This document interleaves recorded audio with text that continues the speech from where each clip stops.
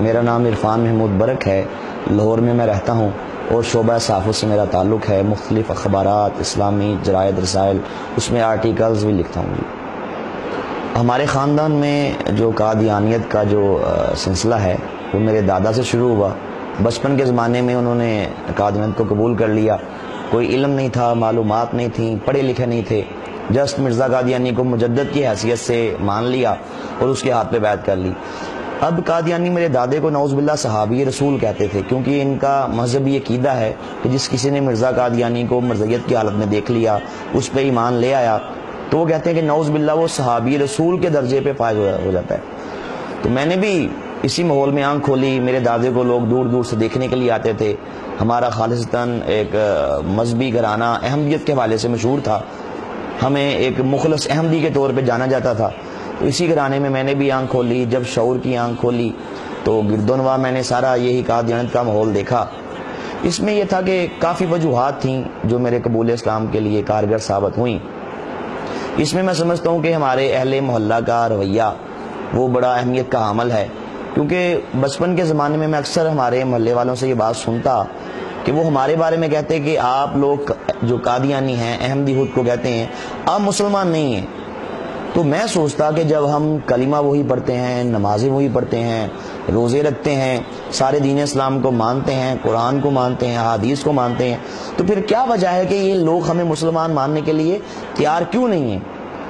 ہمارے اہل محلہ ہمارا بائیکاٹ کرتے، اگر ہمارے محلے میں کوئی تقریب ہوتی خوشی کی، اس میں ہمیں مدعو نہ کیا جاتا، کسی بھی قسم کے معاملات میں ہماری مداخلت جو ہے وہ اس کو برداشت نہ کیا جاتا۔ تو ایک تو یہ میرے ذہن میں ایک بات کلک کی کہ کیا وجہ ہے کہ یہ لوگ باوجود اس کے کہ اس میں بڑے بڑے نیک لوگ ہیں، جسٹ اگر بات ہوتی ہمارے محلے کے لوگوں کی، سوچا جا سکتا تھا کہ اس میں ان کی کوئی ذاتی رنجش ہے، کوئی بات ہوتی ہمارے جناب علاقے کی، سٹی کی، پاکستان کی۔ لیکن جب میں نے اس پہ تحقیقات کی تو پتہ یہ چلا کہ صرف ہمارے پاکستان کے علمائی مرزائیوں کو کافر نہیں کہتے، بلکہ پوری دنیا کے تمام علماء بشمول امام کعبہ مسجد نبوی شریف کے جو امام ہیں، غرض کہ پوری دنیا کے تمام مسلمان قادیانیوں کو مسلمان نہیں سمجھتے اور انہیں کافر سمجھتے ہیں۔ تو میں یہ سوچتا کہ آخر کیا وجہ ہے کہ کیا یہ لوگ قرآن نہیں پڑھتے؟ کیا یہ علماء احادیث نہیں پڑھتے؟ کیا ان کو یہ نہیں پتا کہ جو دل سے کلمہ پڑھے تو آپ اس کو مسلمان سمجھیں؟ لیکن یہ ہمارے اہل محلہ کا رویہ اور میری یہ سوچ علماء کے بارے میں، پوری دنیا کے علماء کے بارے میں مجھے ایک شاہراہ پہ گامزن کر گئی۔ وہ یہ تھی کہ میں نے سوچا کہ میں کیوں نہ ایک بار مرنے سے پہلے تحقیقات کروں، پڑھوں مرزائیت کی حقیقت کیا ہے۔ میں جس خود کو اس لیے قادیانی کہتا ہوں، احمدی کہتا ہوں کہ میرے گھر والے اگر وہ ہندو ہوتے تو میں بھی بتوں کو رام رام کرتا، اگر وہ عیسائی ہوتے میرے گلے میں بھی سلیب ہوتی، وہ سکھ ہوتے میرا مذہب بھی سکھزم سے ہوتا۔ تو مجھے ایک بار پڑھنا چاہیے، تحقیقات کرنی چاہیے، دیکھنا چاہیے اصل حقائق کیا ہیں۔ تو الحمدللہ یہی سوچ جو تھی مجھے اس طرف لے گئی، تحقیقات کی شاہراہ پہ میں گامزن ہو گیا۔ میں نے اس سلسلے میں چناب نگر سابقہ ربوہ سے قادیانیوں کی ساری بکس منگوائیں، ان میں مرزا قادیانی کی اپنی بکس تھیں۔ یہاں میں کہ یہ بھی عرض کرنا چاہتا ہوں، میں قادیانیوں کو ایک میسج بھی دینا چاہتا ہوں اسی اپنے قبول اسلام کے اس واقعے کے اندر ہی، کہ انبیاء علیہ السلام کتابیں نہیں لکھتے۔ 1,24,000 کم و بیش انبیاء علیہ السلام جتنے بھی دنیا میں تشریف لائے، کسی نبی نے کتاب نہیں لکھی، بلکہ انبیاء پہ تو کتابیں آسمان سے نازل کی جاتی ہیں اللہ پاک کی طرف سے، خود سے انبیاء رائٹر نہیں ہوتے۔ تو اگر کوئی قادیانی میری بات یہ سن رہا ہے تو میں اسے دعوت اسلام دینا چاہتا ہوں کہ مرزا قادیانی نے اپنی زندگی کے اندر 84 کتابیں لکھی ہیں جن کو مرزائیوں نے روحانی خزائن کے نام سے پرنٹ کیا ہے۔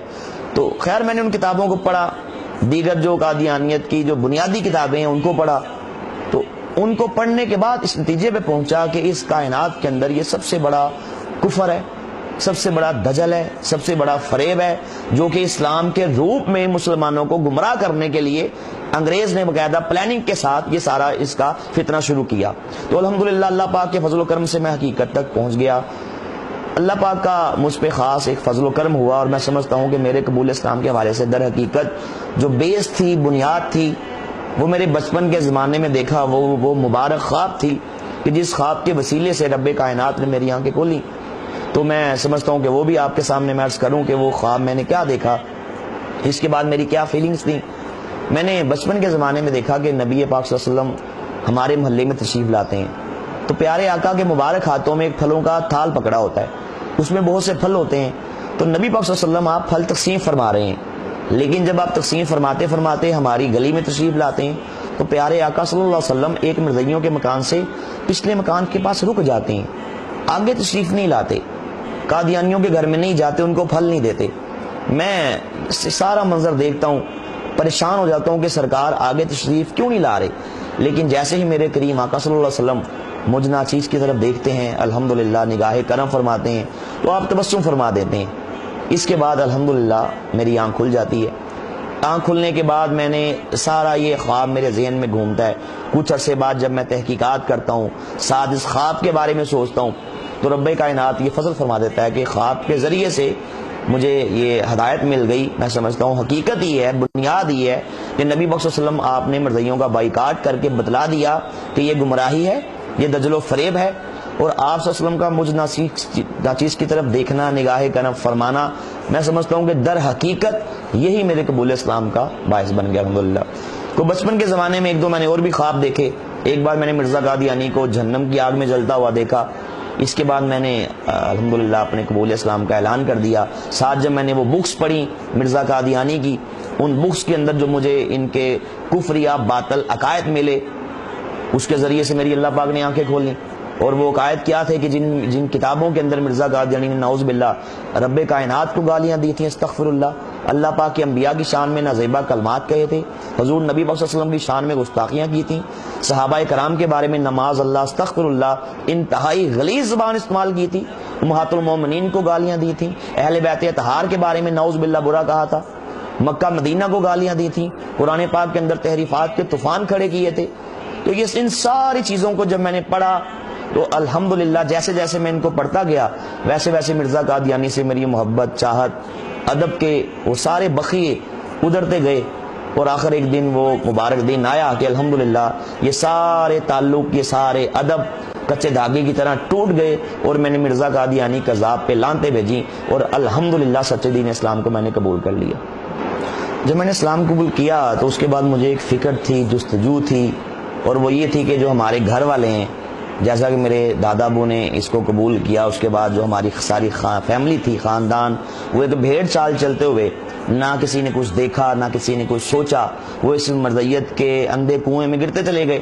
تو مجھے یہ فکر تھی کہ میں ان کو کسی طرح سمجھاؤں, ان کو میں قائل کروں, دلائل سے ان کو بتاؤں کہ آپ لوگ گمراہ ہو چکے ہیں, اور آپ کا اگر آپ اسی میں گمراہی میں آپ کی موت ہو گئی تو ٹھکانہ جہنم ہے, جہاں پہ آپ کو کوئی نہیں نکال سکتا, کائنات کی کوئی طاقت, کوئی دولت آپ کو وہاں سے نہیں نکال سکتی.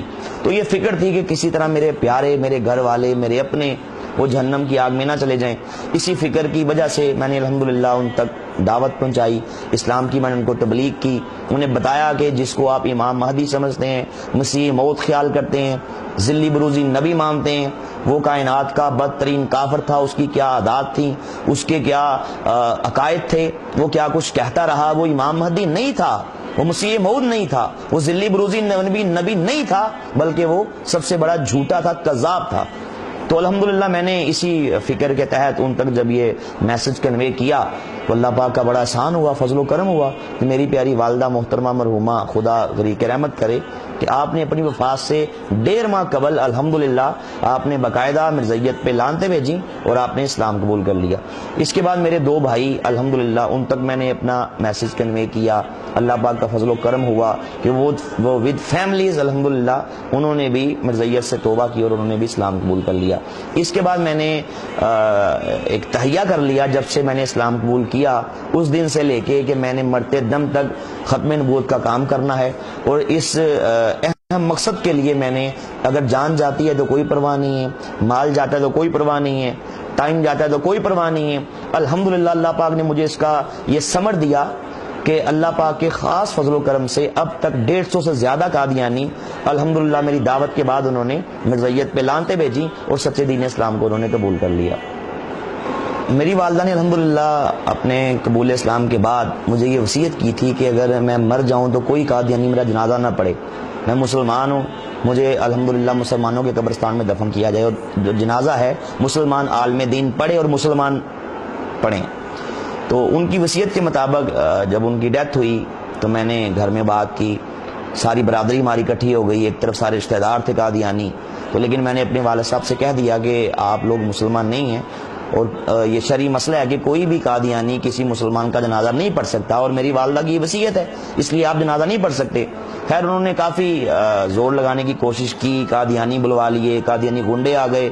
اللہ کا فضل ہوا, میں نے مسلمان دوستوں کو بلایا, علماء کرام تشریف لائے, تو الحمدللہ ہم نے باقاعدہ میری والدہ کا جنازہ ان سے چھینا, ایک مسلمان عالم دین نے ان کا جنازہ پڑھایا اور مسلمانوں کے قبرستان کے اندر ان کی وصیت کے مطابق الحمدللہ ان کو دفن کیا گیا. اسلام قبول کرنے کے بعد میرے گھر والوں کو میرا یہ قبول اسلام کا اعلان بڑا گراں گزرا. اب اس مقصد کے حل کے لیے انہوں نے شہر کے بڑے بڑے قادیانیوں کے مربی قادیانیوں کے مبلغ کو کہا جاتا ہے, تو ان کو بلانا شروع کر دیا کہ وہ مجھے گھر آ کے سمجھاتے کہ نعوذ باللہ دنیا کے اندر صرف ایک ہی دین سچا ہے اور وہ احمدیت ہے, باقی سب گمراہی ہے. تو اللہ پاک کے فضل و کرم سے ان کے بڑے بڑے قادیانیوں کے مبلغ آئے, ان کے مربی آئے, لیکن چونکہ میری تیاری تھی, میں نے اس کو پڑھا ہوا تھا, تو میرے سامنے ان کا کوئی بس نہ چلتا.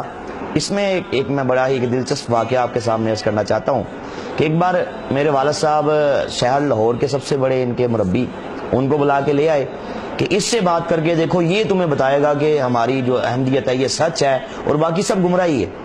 تو جب ہمارے گھر میں آگے وہ بیٹھ گیا, میں نے کہا میری بھی شرط ہے کہ گھر کے باقی افراد بھی ہماری گفتگو کو سنیں گے. میں نے کہا ٹھیک ہے, یہ تو بڑی اچھی بات ہے. جب میں نے مربی سے گفتگو شروع کی تو میں نے اس سے سوال کیا, میں نے کہا مجھے ایک بات بتائیے گا کہ کیا آپ کبھی تھیٹر دیکھنے گئے؟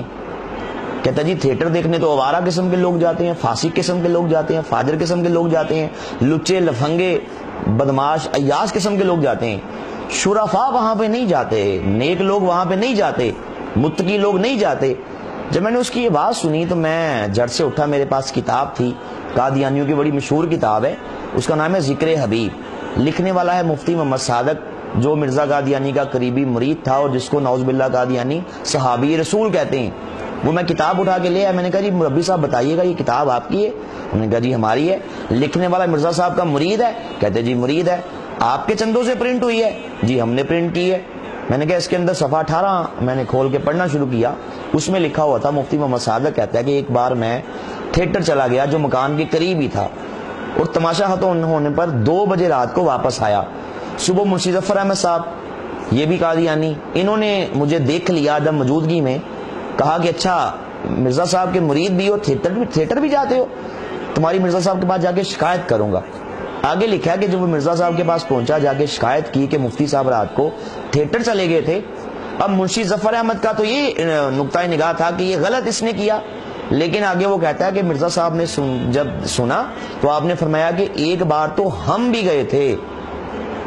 میں نے مربی سے سوال کیا کہ مربی صاحب آپ نے کہا کہ تھیٹر دیکھنے آوارہ لوگ جاتے ہیں, تو آپ کا مرزا قادیانی پھر آپ نے خود ہی کہہ دیا آوارہ ہے, تھیٹر دیکھنے متقی لوگ نہیں جاتے, پھر آپ نے خود ہی کہہ دیا کہ آپ کی مرزا صاحب متقی نہیں ہے. اب کجا کے میری وہ اس بات کا جواب دیتا, اس نے ایک چھوٹی سی بات کی کہ جی آپ آگے پڑھیں, آگے لکھا ہوا ہے کہ تاکہ معلوم ہو کہ وہاں پہ کیا ہوتا ہے.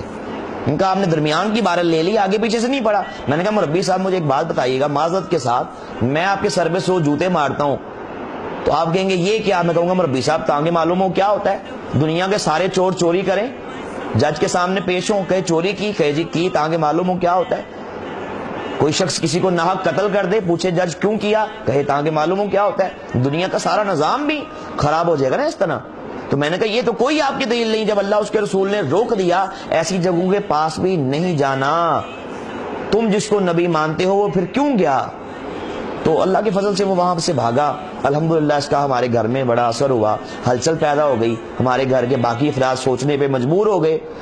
لیکن یہ تھا کہ ساتھ ساتھ میرے باپ نے مجھے ایک طرف سے تو یہ ذہنی ٹارچر یہ کیا, ساتھ ساتھ قتل کی دھمکیاں, جائیداد سے آگ کرنے کی دھمکیاں, گھر سے نکالے جانے کی دھمکیاں, سائیکل چھین لی, کالج کی فیس روک لی. غرض کے جتنے بھی وہ اپنی طرف سے ریاکشن کر سکتا تھا انہوں نے کیا, کہ ان کی کوشش تھی کہ کسی طرح یہ دوبارہ قادیانی ہو جائے. میرے قبول اسلام کے بعد اللہ پاک نے مجھ سے ایک کام